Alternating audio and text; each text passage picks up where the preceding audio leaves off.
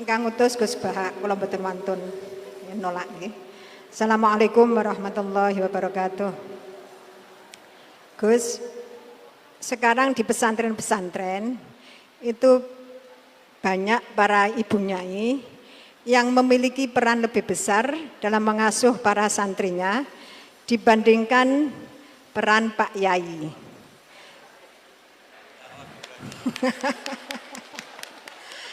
Tapi ketika ada ibu nyai yang namanya tercantum sebagai pengasuh, masih banyak masyarakat yang memandang tabu ini Gus, atau tidak etis. Bahkan dalam sebuah lembaga yayasan, seringkali perempuan-perempuan itu dimarginalkan.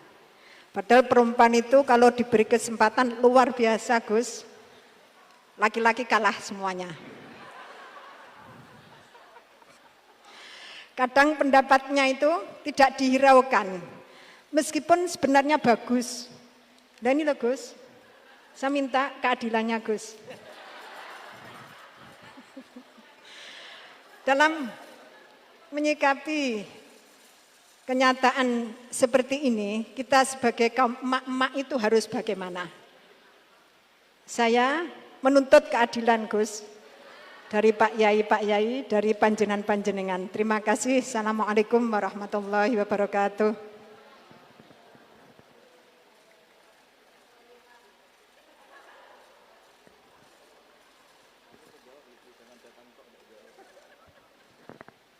Ya nanti yang ikut jawab Bu Gubernur ini kan masa mau jadi pemimpin tidak mau jawab problemnya.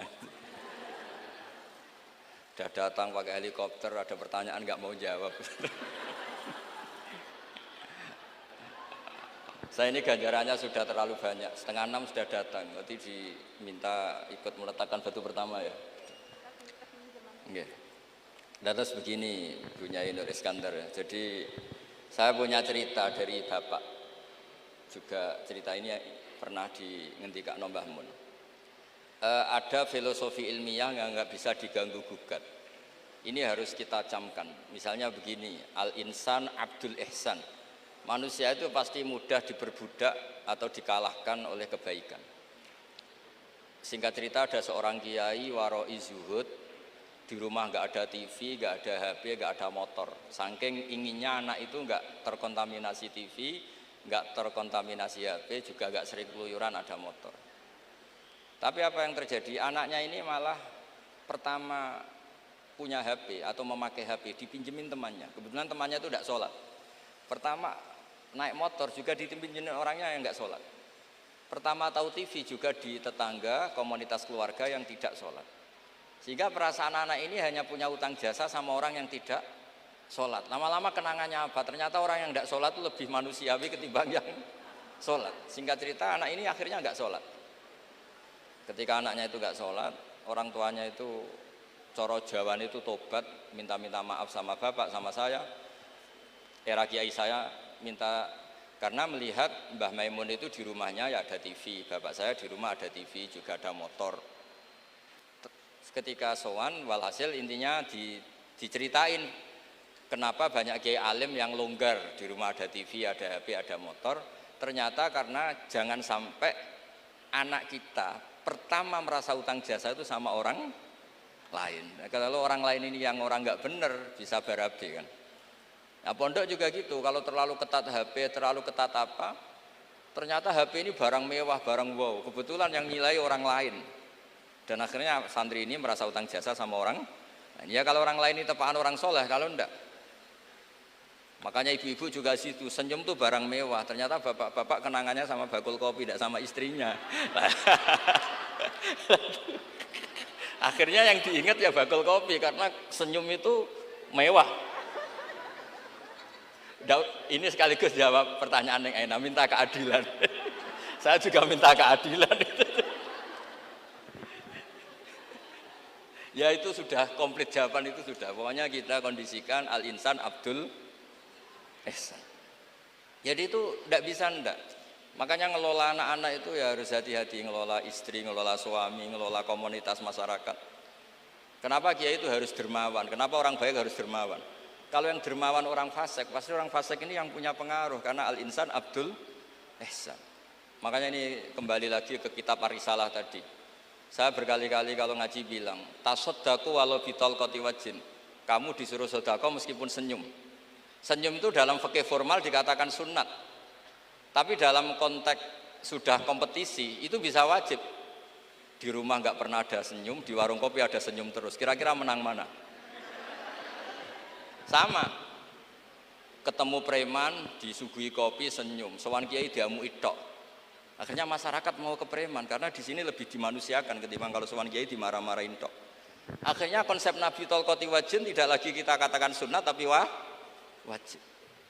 Makanya berarti ibu-ibu senyum sama suaminya wajib. Tapi kalau disenyumin terus ya wong lanang ya dablek itu dikira nggak pernah salah. Berarti marah juga. Ya sudah, tidak usah diwajibkan, sudah dilakukan, alhamdulillah. Jadi menurut saya ngadepi fenomena sosial apapun kita harus punya kaidah ilmiah yang permanen, yaitu al-insan abdul ihsan. Semuanya fikih, semuanya solusi, semuanya teori itu pasti kembali ke situ. Kalau kita lebih menarik karena ihsan kita, pasti orang ke kita. Tapi kalau kita jeblok secara sosial, ya dibayangkan Allah itu walau kunta fadhur lidal qalbi lan faddu min hauli. Kalau seorang pemimpin itu kok wangkot, angkuh, tidak simpatik, pasti lan faddu min haulik, pasti orang itu bubar. Jadi itu jawaban umum, tapi insya Allah menjadi solusi untuk ngelola anak kita. Saya sampai sekarang itu ya biasa ngedusi anak saya, jalan-jalan sama anak saya, supaya utang jasanya anak itu sama orang tuanya. Istri saya itu keluarga Sidogiri, itu saya pernah bilang kalau anak saya minta uang jajan meskipun saya tidur agar dibangunin oleh anak saya.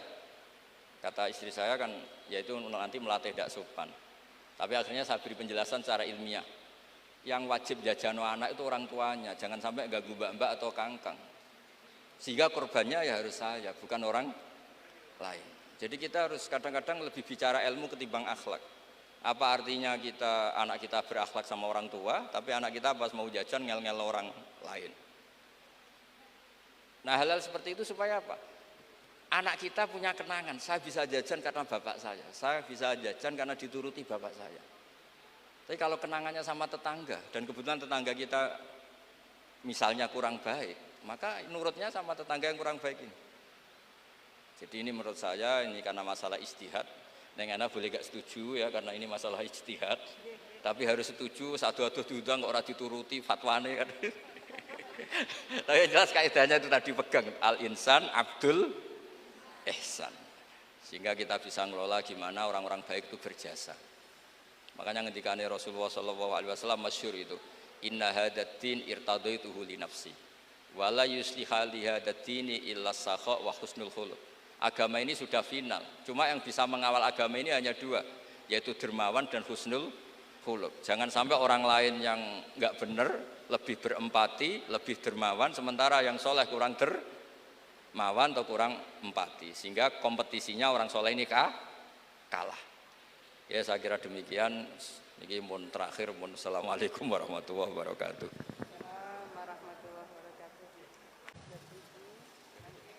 Assalamualaikum warahmatullahi wabarakatuh. Gus, badhe nyuwun pirsa. Di era milenial ke para ibu-ibu, para emak-emak yang biasanya kan ibu-ibu saat menikah arane emak-emak yang pada waktu masa lalu dereng mengenal dereng mengenal dan memahami perkembangan ilmu pengetahuan dan teknologi seperti saat sekarang, kadang-kadang merasa bingung. Ibu-ibu merasa bingung menghadapi tantangan pendidikan di masa sekarang ini. Peserta didik sekarang dituntut paham dan bisa mengoperasikan perangkat multimedia sosial supaya tidak tertinggal oleh perkembangan pendidikan yang sekarang ini perkembangannya sangat pesat. Sementara di sisi lain banyak informasi kurang mendidik yang bersumber dari perangkat multimedia tersebut. Ngeten Gus. ibu-ibu menika kadang-kadang bingung. Santri menika kan boten pareng beto HP. Tapi sekarang niku pendidikan memerlukan kita harus pakai HP. Nah, yang ibu-ibu itu mau mengikuti itu sudah kadang-kadang sininya sudah tidak nyambung. Diwarai WA mawon kadang-kadang mboten sakit. Nah, mungkin kalau santri itu sudah mengunci HP-nya, kita tidak ngerti. Ini bagaimana caranya kalau dikunci. Jadi tidak bisa.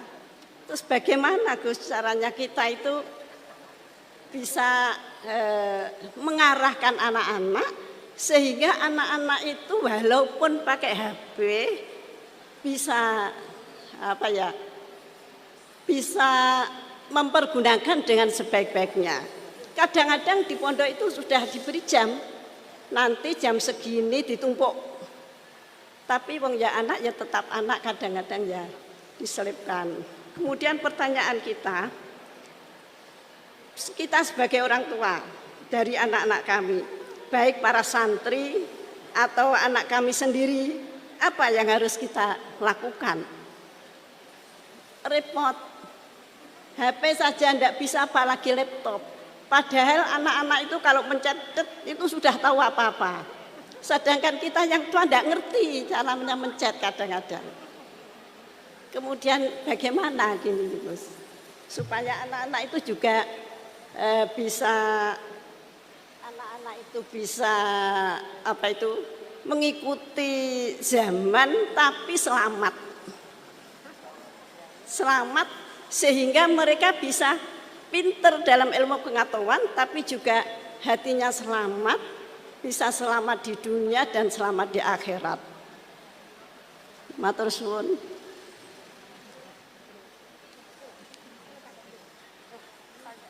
Monggo Gus Baha.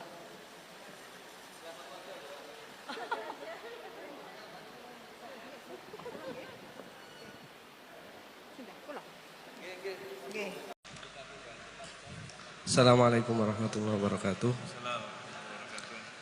Nun sewu niki kula perwakilan saking ingkang juhala. Niku kan sampun disanjangi menawi tanglet niku berarti jahilun. Kenapa kok saya tetap berani untuk bertanya? Karena ada ungkapan idza dhaharatil bid'ah falyudhiril alim ilmahu. Berarti mukhalafahnya falyudhiril jahil jahlahu. Ngoten. Terus saya menampakkan kebodohan saya. Saya sangat berterima kasih sekali karena bisa berbicara langsung tanglet datang Gus Baha. Yang saya tanyakan adalah tadi ada penjelasan bahwa al-ami la yaltazimu madhaban muayyanan, bahwa orang awam itu tidak wajib mulazamah menetapi satu madhab. Kemudian tadi juga sempat dicontohkan seperti Imam Syafi'i al-lamis wal malmus niku membatalkan wudu, sedangkan yang di tawaf itu tidak batal. Ini yang sering terjadi itu adalah kadang kami sebagai suami-suami itu tidak sengaja menyentuh istri. Kemudian istri kita itu wudu mana? Nah, niki apakah dalam hal ini untuk intikal madhab kepada Imam Malik sudah bisa atau belum? Terima kasih ngoten mawon saking kula. Assalamualaikum warahmatullahi wabarakatuh. Jenenge so? Mas Fauzi. Ahmad Fauzi. Niki alumni niki. Orang bahagia. Ini tak jawab sampai jam 3 pagi. Itu kalau niatnya Mas Fauzi itu niat baik, ya tak kasih rukhsah nggak apa-apa. Kalau niatnya baik, tapi kayaknya tidak baik niat.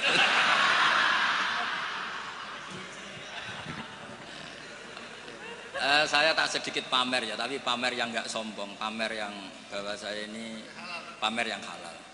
Ben Pak D Idris bangga lah, dia ponakan alim. Saya tuh sering ketemu santri Anwar itu gak ngetokno alime tak takoki. Kenapa kira ngetokno alimmu? Tawaduk, Gus. Ya sakake Mbah Mun, mau kabeh murid ngaku goblok koyo kiai ini ra sukses saya. Dadi ngaku alim ku ben Mbah Mun bangga dhe murid alim. Ben ngaku alim bangga ben Rasulullah sallallahu alaihi wasallam di umat sing alim. Jadi riyen tak teng Quran falamma tabayyana lahu ya mesti qala a'lamu annallaha ala kulli syai'in. Bar diulang pangeran muni la a'lam Gusti. Yo gak ngregani sing mulang. Dong yo. Jadi ngaku ngalim ora mesti sombong, mesti diulang pangeran iklam, ya kowe dimuni a'lam. Diulang muni iklam. Ngapunten Gusti, kula tiyang bodho. Rasane ditakoki, kowe ora gak Muhammad kekasihku? Duka Gusti, kula tiyang bodho. Ribet. Nah, kembali ke tadi pertanyaan jenengan. Kenapa hanya orang awam yang wajib iltizamul, tidak wajib iltizamul madzhab? Karena kalau orang alim malah harus. Karena orang alim itu tahu kepastian proporsional hukum. Misalnya gini, tak beri contoh ya. Sapa kang Fauzi rungokno tenan, awas kena ora paham.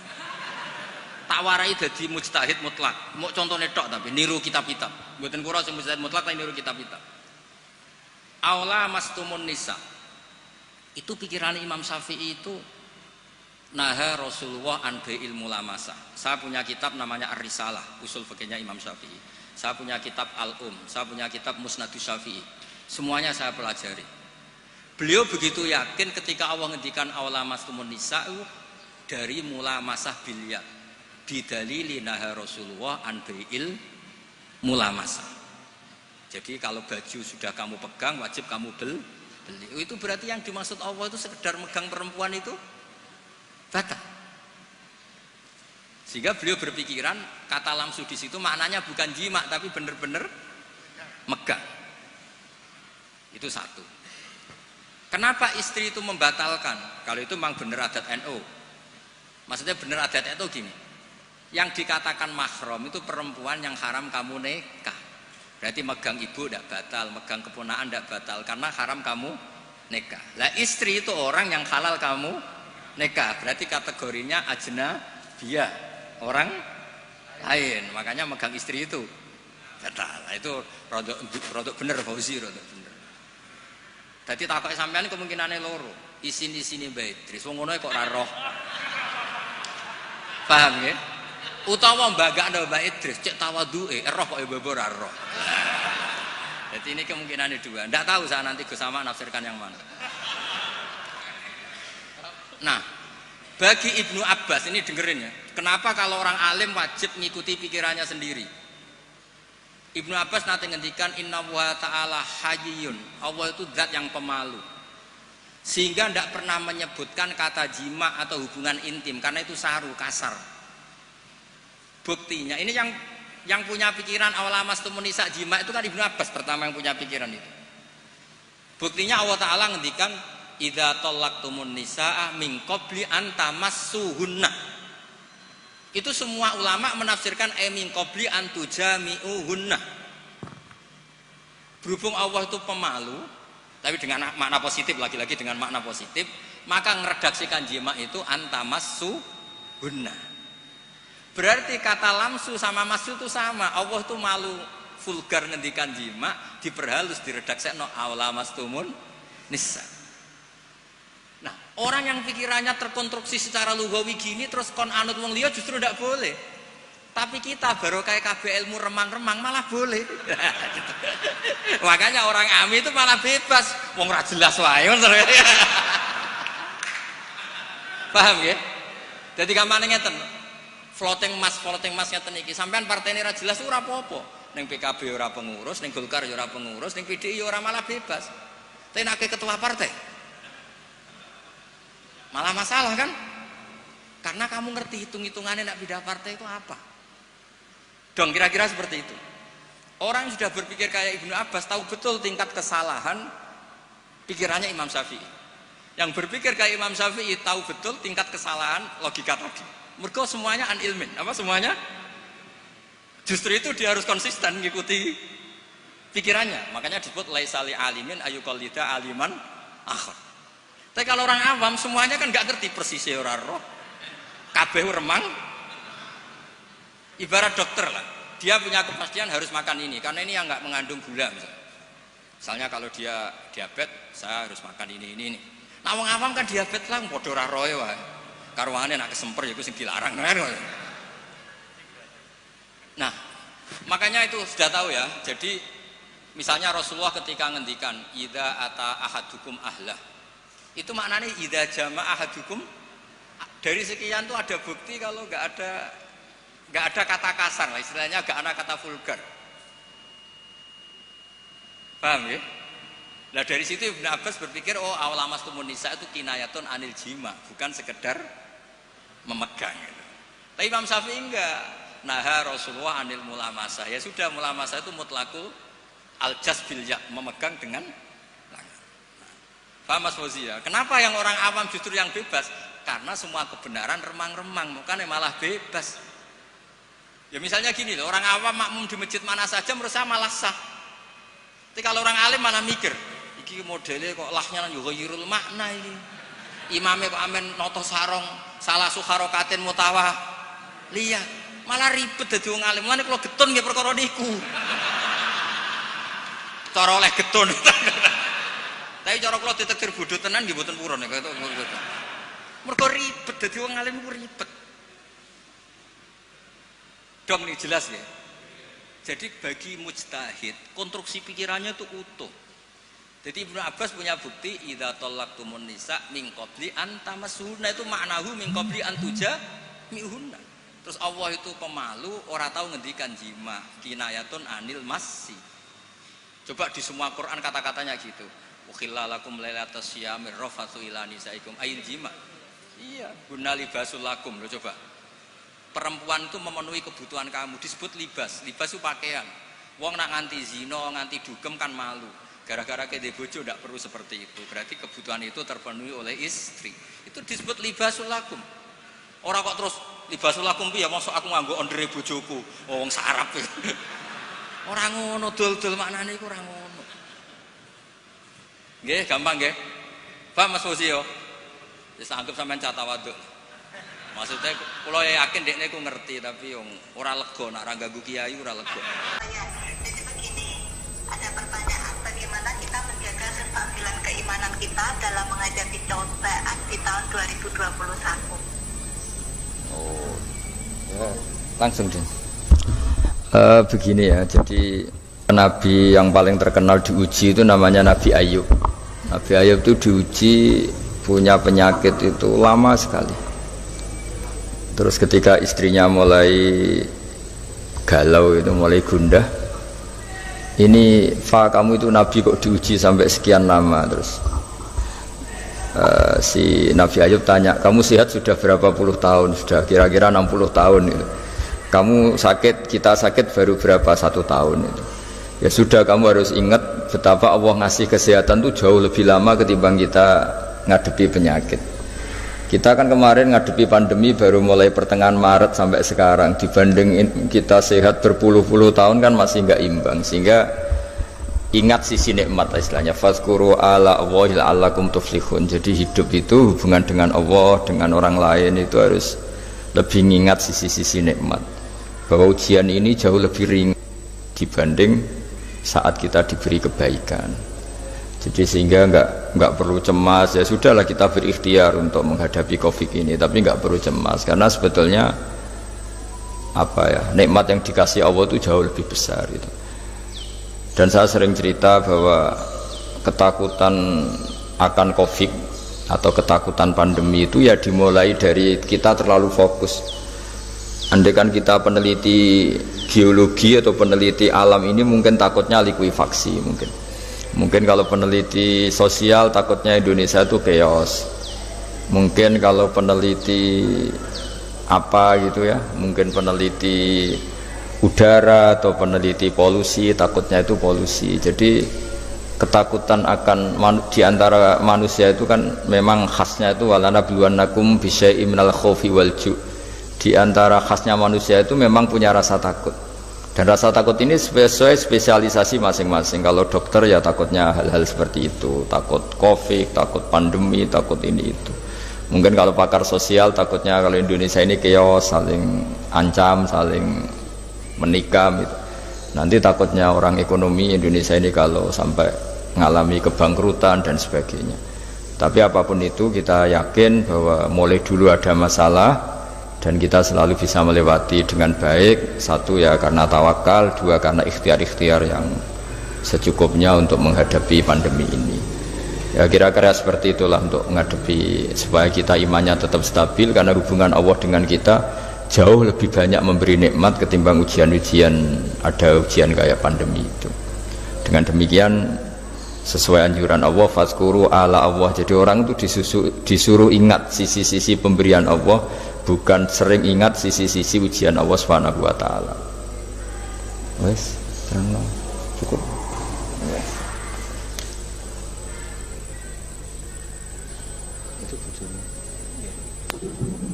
Oke, sudah terjawab dari Gus Baha. Suara saya bisa didengar apa tidak? Ini banyak sekali masukan, suara saya kurang jelas. Apakah sudah bisa didengar teman-teman ya, terutama jadi kita mengingat tentang sisi-sisi kenikmatan yang diberikan Allah Subhanahu wa taala kepada kita, yaitu kita dengan bertawakal, kita dengan berikhtiar ya. Maka hubungan kita kepada Allah Subhanahu wa taala itu lebih indah ya. Itulah salah satu kunci dari menstabilkan keimanan kita. Mohon maaf itu saya bisa mengambil ya dari apa yang sudah disampaikan oleh Gus Baha. Mungkin kalau ada kekeliruan mohon dimaafkan. Ini ada pertanyaan lagi Gus dari salah satu dosen Universitas IFET, Mas Diga Febiharsa. Tawaduk guru atau dosen kepada siswa atau mahasiswa seperti apa? Bagaimana sikap siswa atau murid zaman sekarang yang terkesan kurang menghormati kepada gurunya, Gus? Itu keluhan. Oh, keluhan nggih Gus ini. Itu enggak pertanyaan. Itu enggak pertanyaan, itu keluhan. Begini ya Kak, curhat itu ya. Kalau mahasiswa dan dosen itu kan dari awal dosen juga kalau santrinya terlalu tawaduk, mahasiswanya juga susah, katanya tidak kritis. Tapi kalau kritis kenanya nanti tidak tawaduk, itu mah nggak banyak pilihan kalau di kampus itu. Tapi sebenarnya tawaduk itu bukan dengan makna harus seperti orangnya dulu terus DP itu enggak lah.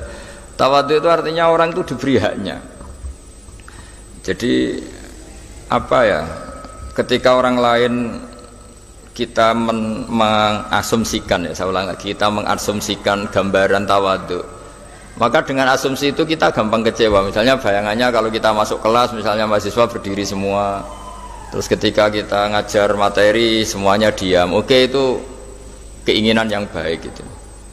Tapi masalahnya kan mereka juga semuanya punya cara pandang ya, punya akhwal-ikhwal yang spontan itu. Mungkin mereka nggak nyaman ya kalau terlalu mendengarkan karena ilmu itu sudah pernah dibaca, sehingga kelihatan gojekan karena merasa ilmu itu tidak penting karena ilmu itu sudah dia kuasai. Atau mereka terus malamnya itu begadang sehingga pas ajaran itu ngantuk itu. Jadi sering sesuatu yang kita anggap nggak tawaduk itu kondisi objektif yang dialami. Atau males karena sebetulnya bukan karena males sama dosennya, baru bokeh kan, nggak punya uang di ATM, terus keluarganya baru broken. Ya itu yang namanya husnudzon. Jadi kita sebagai kiai, sebagai dosen itu sering orang yang kita kira tidak tawaduk itu punya masalah objektif. Bayangkan kalau kita dalam posisi tidak punya uang, terus tagihan listrik ini itu, mungkin diajari ilmu juga nggak masuk gitu. Sehingga dulu kalau ada kurang, saya beri contoh ya. Dulu Nabi kalau khutbah itu semua sahabat diam. Tapi ada yang nggak diam karena terganggu. Terganggunya tuh gini, Nabi ini sering cerita kiamat kok nggak jelas tanggalnya. Kalau cerita ya plus tanggalnya. Sehingga dia tuh ya nggak nyaman itu. Lama-lama dia agak kuat tanya, ya Rasulullah, kalau kiamat itu dahsyat, lalu kiamat itu kapan? Semua sahabat menyalahkan dia karena dianggap gak sopan karena memotong khutbah Nabi. Tapi lama-lama Nabi maklumi, orang itu memang kalau tersiksa ya memang nggak nyaman itu.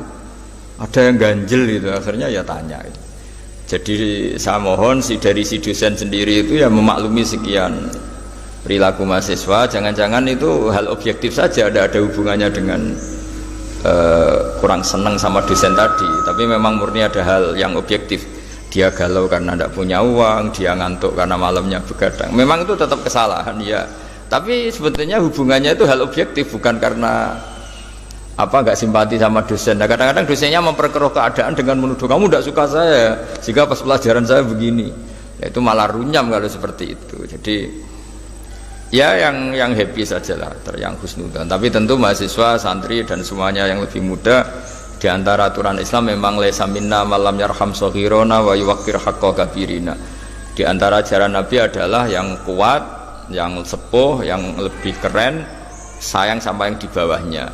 Yang kalah sepuh atau kalah ilmu, hormat sama atasannya. Itu aturan-aturan hukum. Tapi kadang-kadang kan yang terjadi itu sebetulnya bukan ingin melawan sebenarnya, tapi ada kondisi objektif tadi. Ada ya kayak tadi kita ngaji ilmu yang luar biasa, tapi mustamek pendengar ini sedang banyak masalah. Tentu bawaannya itu ya kayak nggak dengerin gitu. Tapi bukan karena nggak seneng kita, karena memang mereka punya masalah objektif tadi. Mungkin ada tagihan, ada problem. Nah, ini disebut di antara kewajiban orang mukmin adalah ayyahmila akhahu ala ahsanil akhwal. Dia membayangkan bahwa yang sikap dia itu sudah sikap terbaik sesuai kondisi yang dihadapi. Jadi intinya lagi-lagi kita sendiri butuh tawadhu untuk tidak menstigmasi bahwa orang itu sentimen dengan kita. Ya, saya kira demikian itu untuk Pak dosen tadi.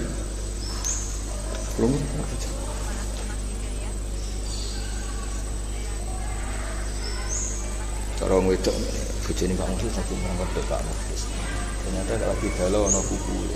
Lihat kondisi dan situasi kita berdamai dengan kenyataan dan juga kita selalu berpositif thinking seperti itu.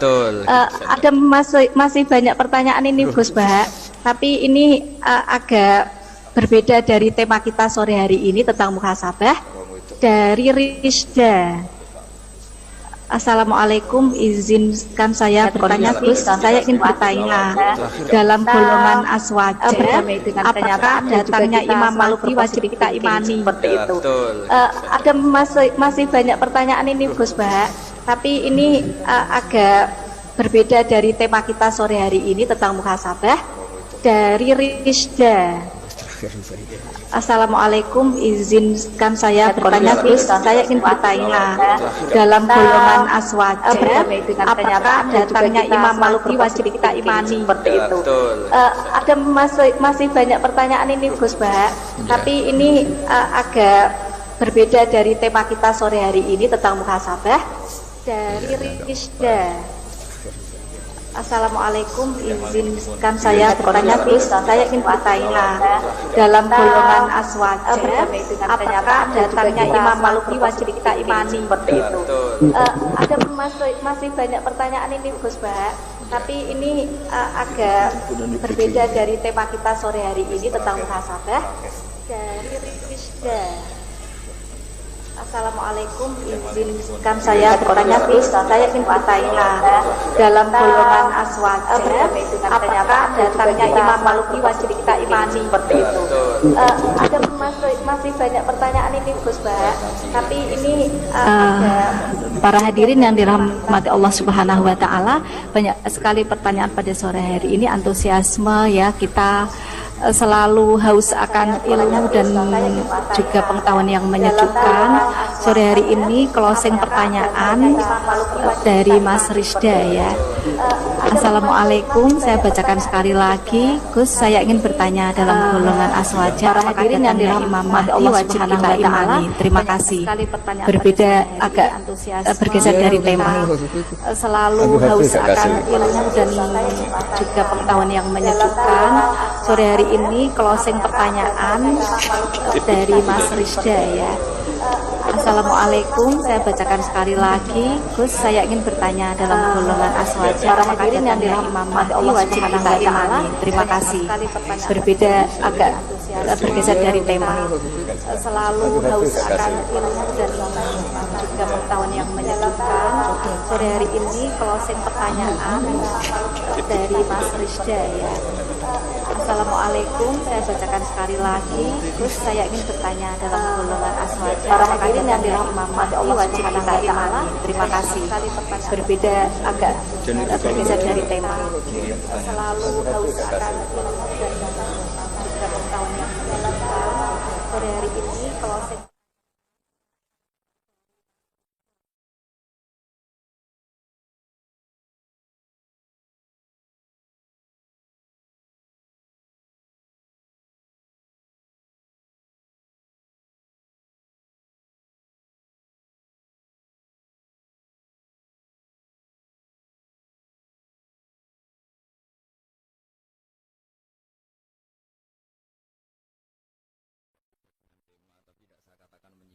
Dianggap aliran yang menyimpang.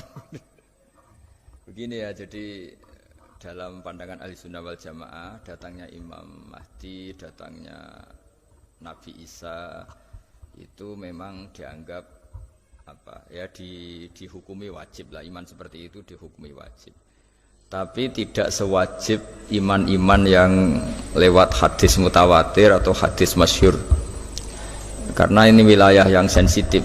Sensitifnya begini ya, kata Mahdi sendiri itu nama apa gelar. Kalau itu nama berarti ada orang namanya Mahdi yang datang di akhir zaman.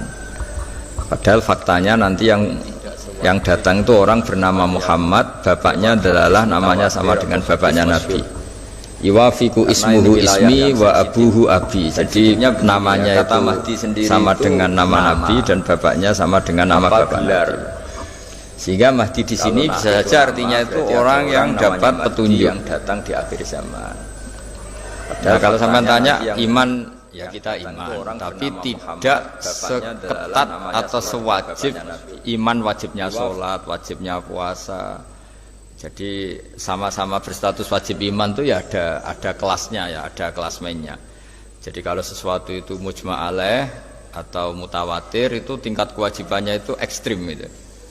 Tapi kalau dari riwayat yang di bawah itu ya sama-sama masih wajib, tapi ya wajib-wajib yang jauh di bawah itu. Ya intinya proporsional lah. Jangan lalu hidupnya Anda dihabiskan untuk membayangkan nanti Mahdi itu wajahnya kayak apa, terus cara perangnya kayak apa. Lama-lama kamu filmkan itu malah gak karu-karuan tuh kalau khayalnya sudah ya sekedar iman, tapi tidak seiman kalau kita wajib membenarkan Rasulullah Muhammad SAW dengan segala apa yang dawuh beliau, yang sampainya kita lewat thariqut tawatur dengan cara yang sangat masyhur, sangat terkenal dan diijma'i ulama. Nah yang kelas-kelas seperti ini yang imannya itu harus benar-benar ketat. Tapi kalau riwayatnya itu mutawatir yang di bawah itu atau masyhur atau apalagi ahadi yang meriwayatkan hanya personal rawi tidak konsensus, itu tingkat imannya di bawah itu. Ya sama lah seperti hukum sosial umumnya. Kalau informasi ini masif dan semua TV memberitakan misalnya, dan semua yang orang adil percaya, mulai pejabat rakyat tahu ya. Tapi kalau informasinya baru personal di bawah itu ya tingkat imannya juga. Jadi intinya sama-sama wajib itu kualitas kewajibannya beda-beda sesuai kualitas riwayat tadi. Ya saya kira Bapak Kiai Haji Bahauddin Nur Salim. Nyuwun ngapunten niki Gus Bah, tetap ada diskusi ya, walaupun mungkin 2 pertanyaan saja nih. Masih ada 20 menit. Masih sakit nggih? Ya terserah, ini yang biasa seminar. Ini biasa ngiyai. Nggih. Supaya tidak motong waktu banyak, tadi Gus Bah sudah menjabarkan dengan luar biasa tentang qiraah sab'ah, baik dari sisi riwayat maupun dari sisi studinya, bagaimana itu dikaji dengan ilmu iqlal dan lain sebagainya itu. Monggo kalau ada maksimal 2 nggih, maksimal 2, 1, 2 nggih, 1 2 saja. Pun 3 sak nggih. Nggih.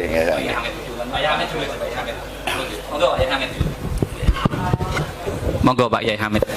Assalamualaikum warahmatullahi wabarakatuh.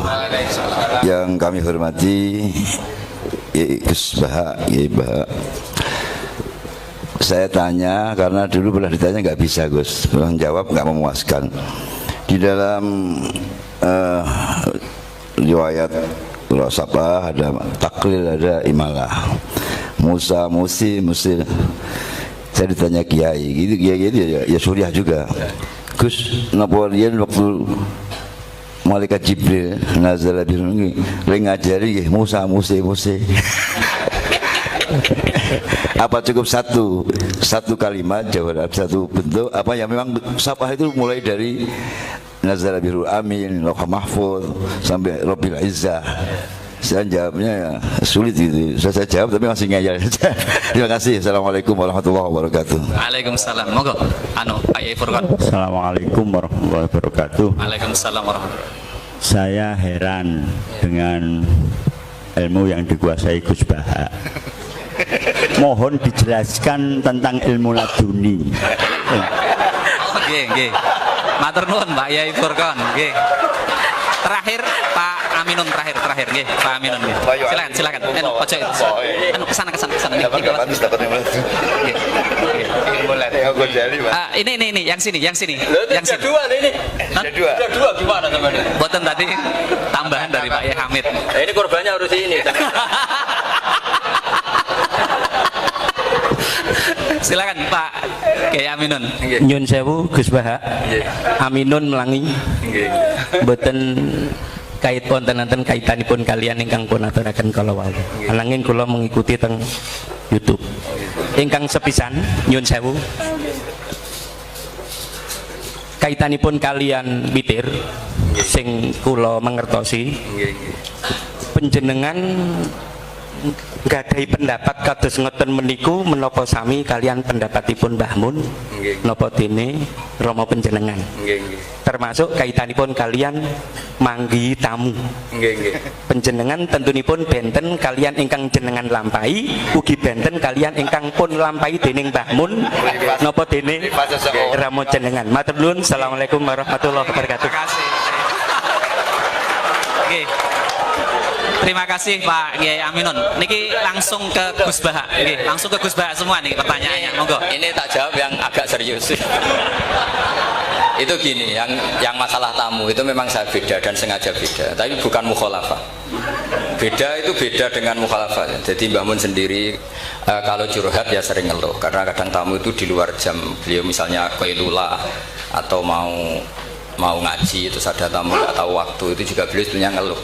Pernah tak tanya, nak ngeluh buat dihentikan, aku kayak itu orang kayak gue. Intinya sebetulnya kalau sesuai tag, kalau tag Quran itu memang seperti itu. La tadkhulu buyutan nabi illa ayyudana lakum. Orang boleh sowan itu nunggu ditimbali. Jadi dulu karena sahabat itu sering sowan Nabi langsung ke dalam, itu Allah kasihan nabinya karena kadang sedang sama anaknya, cucunya atau sama istrinya. Sehingga ada aturan la tadkhulu buyutan nabi illa ayyudana lakum, kecuali ditimbali. Akhirnya sahabat bikin solusi tengah-tengah. Mereka kalau sowan Nabi nunggu di teras masjid. Terus mlebu ayat walau annahum sabaru hatta takhruja ilaihim lakana khairal lahum. Jadi nunggu Nabi keluar baru mereka sowan. Karena kalau Nabi keluar berarti milik publik, kalau di dalam berarti milik keluarga. Itu sudah tak konfirmasi sama Mbah Mun sama Bapak. Dan kata Mbah Mun, aku wani siap disalahno wong ya monggo. Tapi sebetulnya enak gitu kan. Kadang-kadang tamu itu kan kacau betul. Misalnya kita pergi 2 jam, kadang wis ngempet kening jeding, baru ke jeding assalamualaikum. Kita ngaji di luar gini 2 jam 3 jam baru masuk, mungkin mau makan mau apa langsung assalamualaikum. Itu kan secara nalar kan enggak etis. Makanya saya umumkan kalau bertamu harus ada aturannya. Seperti zaman dulu ada aturannya. Walau annahum sabaru hatta takhruja ilaihim. Jadi Nabi yang keluar. Kalau Nabi keluar ke masjid berarti milik sama Mbah Mun. Itu memang witir gitu.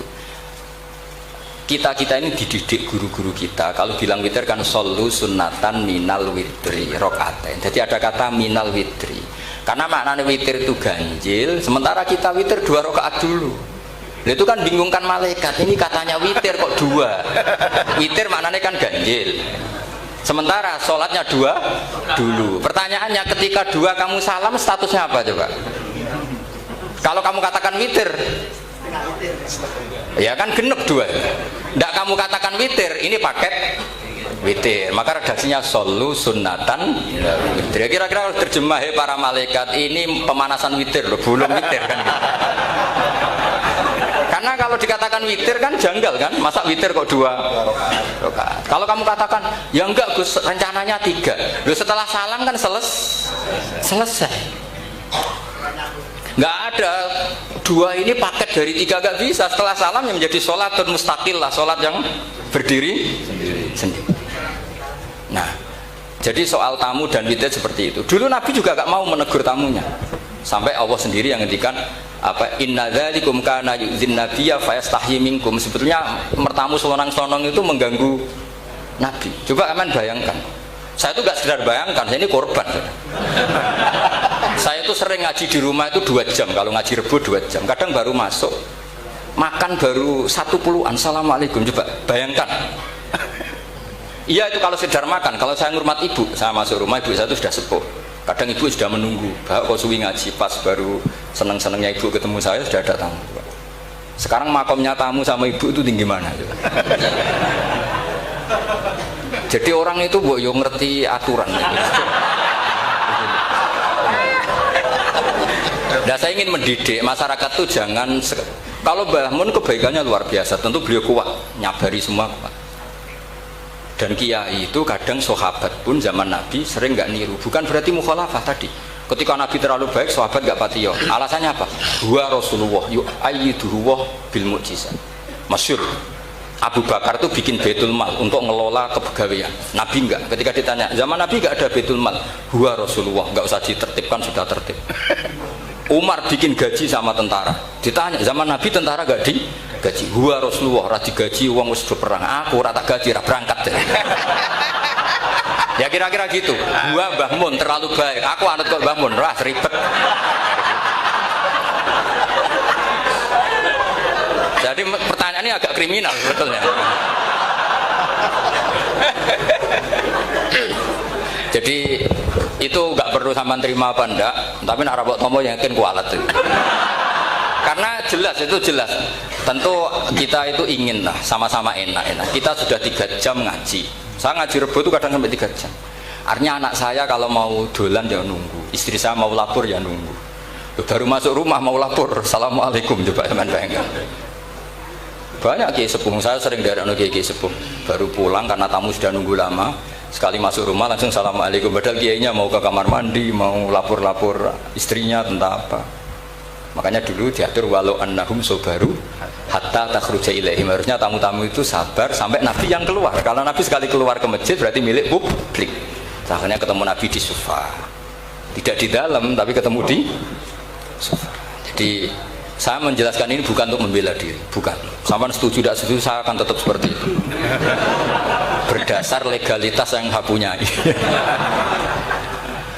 Tapi sampean harus mau mendengar ini supaya memahami ayat itu gampang. Walau annahum sabaru hatta takhruja ilaihim lakana khairan. Kalau sampean tanya, itu kan Nabi, Gus. Ya iya kita mau niru sampai ya. Kalau nggak niru Nabi. Ya, terus yang pertanyaan tadi itu yang Kiai Hamid tadi, memang kitab yang saya baca semuanya sepakat Jibril itu hanya mengajarkan 1 huruf, yang lainnya itu sifatnya ijazah, pembolehan. Makanya kalimatnya di hadis asli kan falam azal astazidu. Jadi ketika Jibril mengajarkan harfin wahid, terus Nabi ngendikan inna ummati la tutiku dzalik, umatku tidak mampu melakukan itu. Terus akhirnya ditambahi. Makanya kata Imam Zarkashi dalam kitab Burhan, Jibril hanya mengajarkan 1 kaifiyah, kemudian kaifiyah sang mu'tabaroh sifatnya diberi izin. Karena kita tidak bayangkan kan Nabi mengajarkan sampai 3 kali, 4 kali. Misalnya a'jamiyyu wa'arabi, diulang lagi a'jamiyyu wa'arabi, diulang lagi a'jamiyyu wa'arabi. Enggak kebayang. Tapi tentu syaratnya harus itu mustafidah filisanil Arab. Memang pilihan-pilihan itu mustafidah filisan. Contoh gampang itu imalah. Para habaib, para orang-orang kita hormati itu spontan ya bilangnya ente. Artinya imalah itu kayak lazim. Guna ya hina kan orang-orang Arab. Gula-guli. Ya, artinya memang lahjah mereka itu sudah seperti itu. Ta'al hina juga ada orang Arab bilang apa? Guna. Ya kan? Jadi artinya itu lahjah. Lahjah itu disahkan. Tapi tentu yang diajarkan Nabi tentu yang paling fidar watil fasoha, tentu yang dipilih itu yang benar-benar tingkat fasohanya paling tinggi. Jadi kalau ada ikhtilaf riwayaten awir riwayat itu sebetulnya kita milih satu saja sesuai guru-guru kita karena riwayat sunnatun mutaba'ah, tapi kita tetap membolehkan karena Nabi membolehkan. Tapi tentu tidak boleh pakai akal, pakai tadi apa mustafidhah fi lisanil Arab. Ya kayak tadi lah, memang orang Arab itu sebagian baca ya Yuhan Nabiu. Mau Nabi pas itu ya agak negur, mau aku ikut Quraisy. Senyum-senyum tak ketika ada orang Bedui bilang ya Yuhan Nabiu, anak Quraisy, aku ikut wong Quraisy. Tapi aku nak mau coba ikut cung ya Yuhan Nabiu. Ya sudah akhirnya sampai sekarang jadi anggur Hamzah itu mesti kasusnya seperti itu semua Hamzah. An-Nabiin kita baca apa? An-Nabiin. Allahu yastahzi'u ada yang baca yastahzi kan gitu. Jadi semua yu'minu ada yang baca yu'minu dan seterusnya. Kalau pertanyaan jenengan nggak perlu dijawab. Kan kata Gus Dar ilmu laduni itu rahasia. Sesuai dengan tradisi keilmuan Nusantara itu kan ilmu laduni. Oh. Yang jelas kalau ingin laduni ya cari sendiri. Gitu. Cari sendiri karena itu mau hibah. Saya sendiri ya tidak tahu salah dunia apa enggak. Pokoknya penting ngaji terus pakai tradisi yang Bikol bin Salim. Bapak saya yang sering wasiat ya pokoknya ngaji itu Bikol bin apa? Salim. Makanya saya tuh tidak pernah kepikiran suatu viral apa enggak kepikiran, orang seneng saya enggak kepikiran. Saya ini kan orang waras. Jadi kepikiran ya ridho Allah dan tidak ngapain sama makhluk. Mau kamu seneng saya enggak itu tidak kepikiran. Bodoh sekali kalau saya mikirin. Sehingga uang kepengen daftar wali itu ya mikirnya ridho Allah dan tidak ya sudah. Allah mewajibkan orang alim mulang ya mulang sudah. Allah mengharamkan orang alim diatur ya ngatur dosa itu aja sudah. Karena al ilmu yu'tala ya jadi ilmu itu harusnya didatangi bukan datang, tapi karena ini kasepuan jadi melebu istisna melebu pengecualian itu ya. Saya kira demikian. Assalamualaikum warahmatullahi wabarakatuh. Assalamualaikum warahmatullahi wabarakatuh. Gila didhawuhna apa ngene, al hikmatu te hikmah, ulama dhisik nak mikir ya aneh-aneh. Al hikmatu te hikmah fi analisana ing dalam satemene lisan cangkemmu kok mok wahidun kok siji. Iku tambihun ngelingno lil abdi maring kawula fi annahu ing dalam satemene abad lan bagi rasa iku abad ayat kalama. Yen to ngomong sapa abad ila fima kecuali ing dalam perkara yuhimmu. Kang pentingno atau kang penting apa mah ing abad. Wa fi khairin lan ora kena ngomong kecuali dalam kebaikan. Jadi lesan mbek pangeran digawe sitok. Mung sitoke dosane akeh, nek akeh malah bika ya apa. Ulama ya kok bermikir ngono. Kene apa kok lesan sitok? Perkarane sitok wae cangkeme ora karu-karuan. Lha nek akeh wah ana demo malah ngrameni.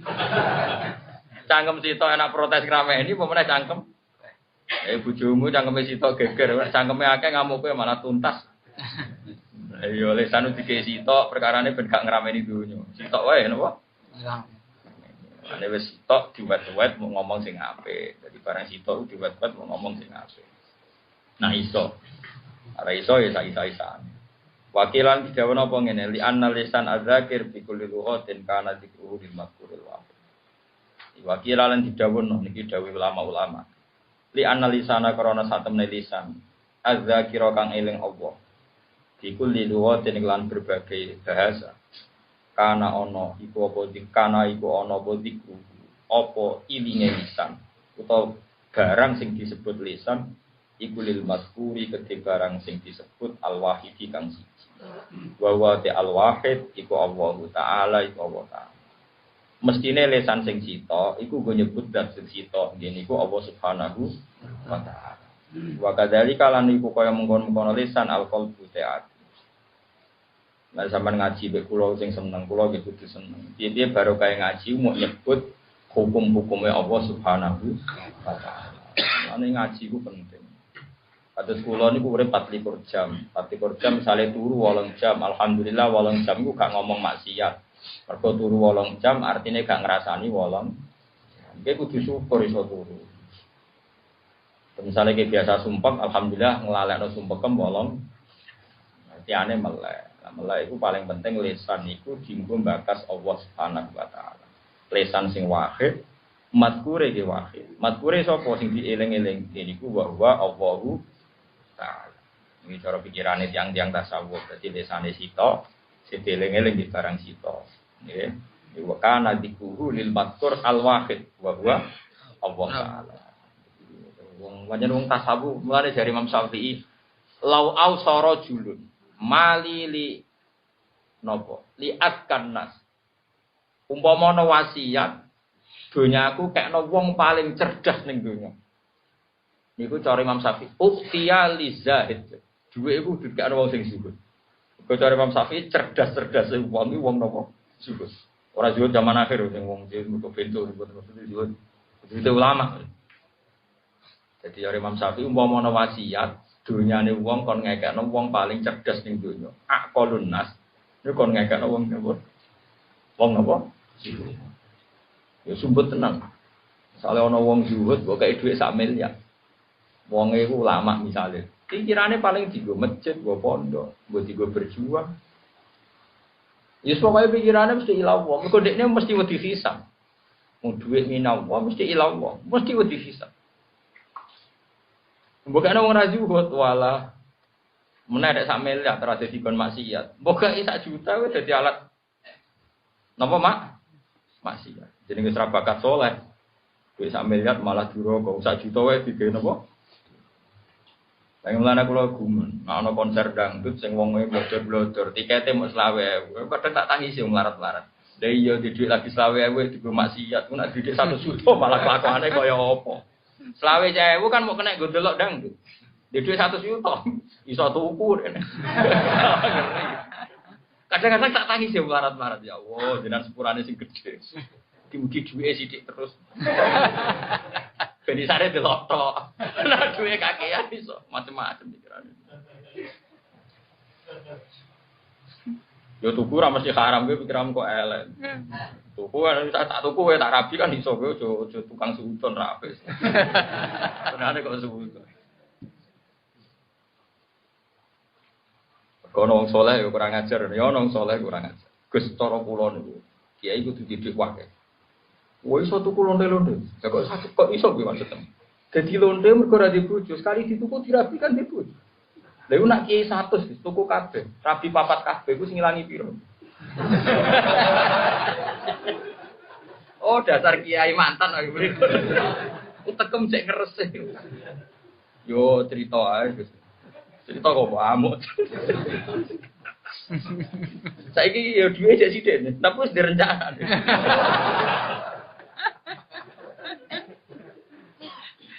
Saya kalau ngundang aku berarti orang kasil. Rencana aku diundang gitu. Kasil kok apa sakat dengan tak undang. Santai ini kok orang undang.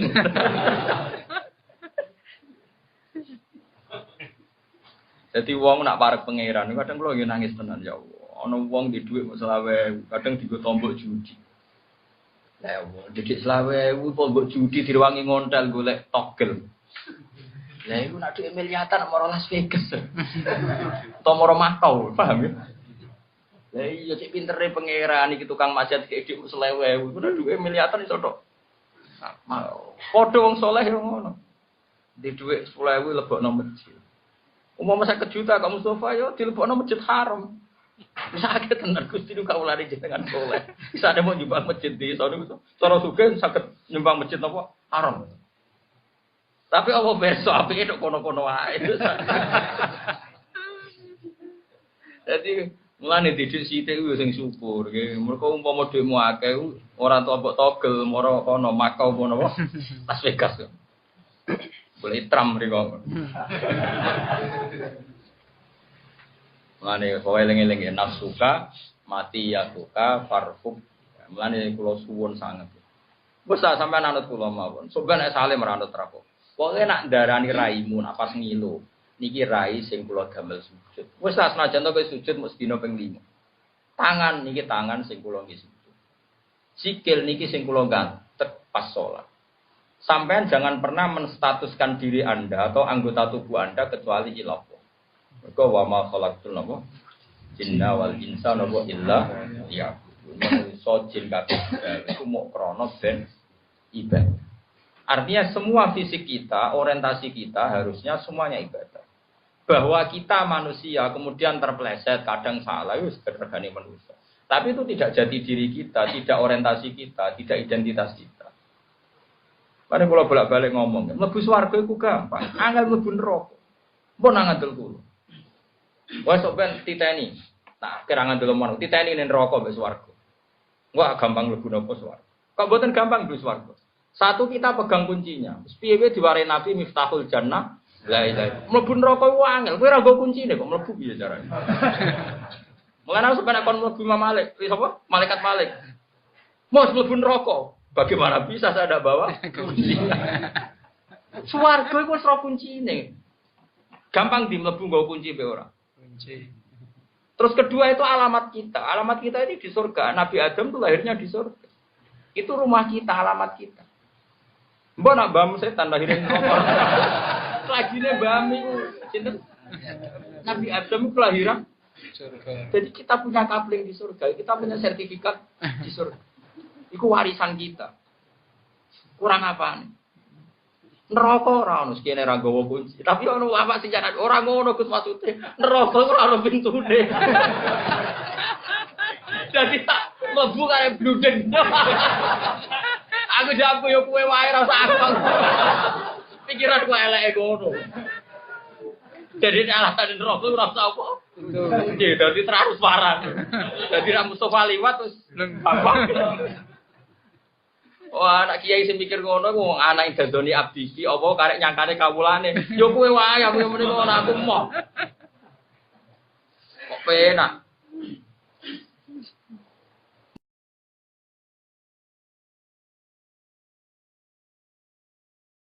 Malaikat itu mesti duwe nalar. Jadi ketika kita nggo kunci swarga, lho niki ku nggo kunci swarga mesti didudoni alamat swarga wong nggone kunci swarga.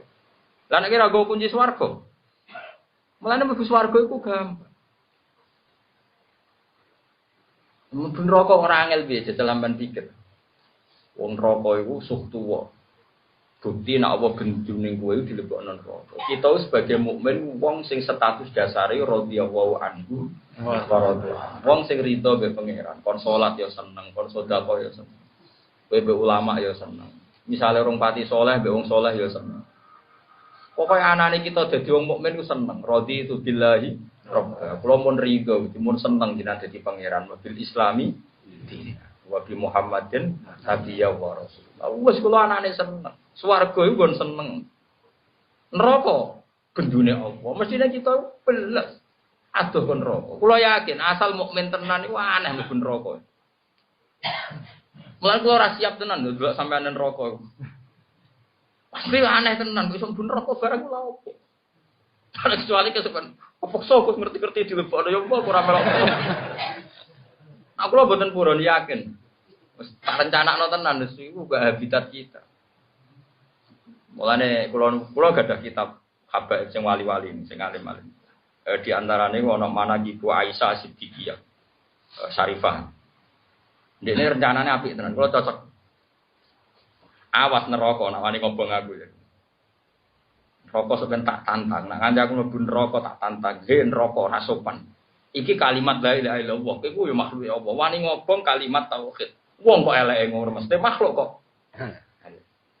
Jadi orang-orang wali dulu itu tidak kebayang. Saiki kalimat hak itu kalimatu haqqin 'alaiha nahya wa 'alaiha namut. Saiki neraka piye-piye iku makhluk. Makhluk kudu wajib sopan ambek pangeran. Lah kok wani ngobong kalimat la ilaha. Mulane normal, mulane Nabi ketika mukasyafah nak ngendikan mangqala la ilaha illallah dakhalal. Logikane gak masuk akal. Bagaimana mungkin neraka sing makhluk ngobong kalimat thayyibah? Wani neraka. Nak neraka wani ya elek tenan. Mestine rawani, mulane ngendikane Nabi wa innan nar lam takul athara sujud. Neraka ora wani mangan bekas-bekase normale ngono. Tapi masalahnya sujudmu ora ikhlas. Sehingga kalimat tauhidnya protol iku sing marahin neraka. Paham ya? Kok guyu-guyu kan diterangno. Asal gak protol gak wani tak jamin. Ayo diutang bahak nek sampean ngono ben neraka. Tapi syaratnya tauhidnya ora usah napa? Kok serangane takok carane piye wong nek elek senane takok wae. Barang gampang kok takok. Neraka itu apa sih? Neraka itu makhluk. Mari Sayyidina Ali tahu ana mubalek ngaji ning masjid. Cerita dahsate neraka. Neraka iku ngene-ngene. Neraka panase padha karo 70 wae. 700 piro? 70 700. Double panase. Gak sing kabar-kabar itu. 700 apa 70? Tahu jajal, bro. 700. Wong nak bakat neraka do hobi nyifati apa? Sayyidina Ali liwat. Liwat dimaki-maki. Mubalik elek, balik geblek. Sayyidina Ali wonge keras. Atak jisu, kalau aja apal redek sini. Atak jisu anwasi makhlukin mislak. Balillahu a'zamu akbar. Mubalik elek, balik geblek. Nyifatin rokok kok dasate ngono. Seakan-akan rokok itu akbar. Sesuatu yang besar. Terus wa khaliquha akbar. Yo sing gawe neraka iku sing luwih gedhe. Wani neraka mbek sing gawe. Mboten man. Lha yo nyifati apa wae. Kena ngaji ku wong jak nyifati apa, nek apa iku akbar. Kok malah nyifati neraka. Neraka iku makhluk. Makhluk iku mesti do. Tak wanekno kowe ben wani neraka, paham? Oh, tak didik ben neraka sing wedi kuwe. Paham ya? Tapi aku yo ora ro. Nak rokok mbek kowe semangat ya ora ro. Tapi nek mbek kula tak jamin gak semangat, yakin ya. Ayo sapa sing minat. Jadi wong sing wali-wali kok Sayyidina Ali nak ngendikan atak jizu anwasi makhlukin. Bukti nak neraka dhaif ku gampang. Ya misalnya muannas itu ifah. Saiki neraka jari panase ngono, ternyata Mustafa mlebu mau kejet-kejet. Nganti atusan tahun dia kejet-kejet. Nyatane ra iso mateni. Lah yo mletene ngono neraka kok mateni wong sitok ora iso. Kuwasa ndi? Kuwasa Allah Subhanahu wa taala iso gawe kehidupan ning neraka. Yo to ora? Mungkin tau mikir ngono ora tau. Lah iya berarti neraka gak canggih kan? Mbok nak nyek terus neraka semangat golek iku ya ora. Tapi apapun iku ke percaya wae mek dawuh wali-wali kados Sayyidina Ali, kados Aisyah Siddiqah bahwa normal iku mangkola la ilaha illallah dakhalal jannah. Logikane gampang, neraka iku mesti tunduk ke Allah. Bagaimana mungkin neraka wani melibat kalimat la ilaha illallah. Den kalimat iki kadung terpatri ning atimu. Piye-piye ning atimu. Tapi dicemplung nang neraka ana kalimat mesti neraka iku ora wani. Lah mulane wong nak bakat mlebu neraka sedurunge mati, la ilaha dicabut, imane dicabut. Ben mlebu neraka iku gak ana hambatan. Lah iya mulane terus wong diorientasi mati husnul khotimah. Sampai ana ngendikan apa mangkana akhiru kalam la ilaha illallah dakhalal jannah. Mulane wong kon nutup akhir kalame la ilaha illallah. Pokoke orientasi selagi ana iku kudune ben neraka ora iso. Lah sing dikuwatirno sul khotimah piye? Mergo ning donya ora pati orientasine Allah Subhanahu. Mulane ilallah wa billah wis pokoke urip ma Allah wa billah. Mestine neraka ora wani kok mlete temenan neraka wani ngopo kalimat. Mana ki milih di neraka apa swarga? Lah ayo tak jawab. Neraka apa swarga? Sampai pengalaman ya loro-loro deh. Pengalaman bawa. Kita kok pengen petualangan. Nah, iso mlebu iso metu ku apa. Wong jare Abu Hurairah iku neraka iku wong diceplokno, iku wing-wing tok ngisor ngenteni 70 tahun. Saking jerone. Neraka. Padahal wong ceblok kok mares tok bumi iku mau butuh waktu sekian bulan. Nek neraka gak butuh piro? 70 tahun. Wah, iku munggahe kangelan iku. Ya tapi mau. Iku nak kowe munggah dhewe, nek wis ngresakno ya wis langsung selesai. Piye-piye neraka iku kalah gedhe mbek Allah Subhanahu wa taala. Mulane Sayyidina Ali ngamuhe balik bentuk nyifatin neraka, anti neraka canggih ngono. Zat sing gawe neraka luwih luwih canggih. Mulane sing bener ya salat iku. Salat ku nyifati hebate Allah, ra sifate neraka. Misale nyifati Allah, Rabbana lakal hamdu. Jenengan ku sinten? Sing hamdune ku mil samawati wa milul ardi. Muji jenengan ku sak kebae langit, sak kebae bumi. Nek cek kurang kathah Gusti, wa mil umasik tamin saim batu. Lan kebae napa mawon terserah jenengan, nek kurang akeh. Woi, iku wali tenan. Tapi kan salat ora mbok jiwae. Salat ngapa ngopo karepku. Gayane tahajud tapi mau ngapa ngopo. Kula ora cocok. Kula nu jarang tahajud tapi jarang kula mbek sampean sering cek mandi tahajud kula. Kualitasnya benten napa? Ngen kula kualitas prima. tahajud. Ya, tapi ya apik tahajud terus ra kualitas ra tahajud tambah elek kan. Juga mobilku rapat kualitasnya elek. Wis ra elek ra duwe kan tambah elek meneh. Elek lah nak duwe. Dieling-eling iku jadi kena apa Quran iku sering nyifati Allah. Nahu ala kulli syai'in qadir. Wa kana Allahu ala kulli syai'in muqtadir. Mergo kabeh swarga neraka sing hebate ngono iku kabeh kalah mbek Allah. Allah kersane kita dadi kawula sik iku fathuli fi ibadi. Engko nek wis dadi kawulane Allah lagi wadhuli. Empun nang ngandel kula. Swarga neraka itu tetep makhluk. Makhluk itu gampang ditaklukno. Nah, hubungan kita ya namung kalian Allah. Mulane nak salat Allahu Akbar. Neraka kaya ngono sanggihe, kaya ngono dasate, ora iso ngalahno kula Gusti. Wong kula bersama jenengan Allahu Akbar. Mane kula gadah donga saking Nabi Khidir, saking ijazah ulama-ulama tok Nabi Khidir. Udungane gaya tenan. Di antara dongane ngaten bareng muji-muji pangeran wa inna nahliku wa anta ma'ana ya Rabbi. Dan kita tidak akan rusak selagi engkau bersama kami. Lan iki sebenarnya api mlebu neraka yang ngono wa inna nahlik wa anta ma'ana. Selagi nek kula cek bersama jenengan la nahlik wa lan nahlik. Kita tidak akan jadi orang rusak. Ya kata la tahzan inna Allaha ma'ana. Masalahe pas sok ben ning akhir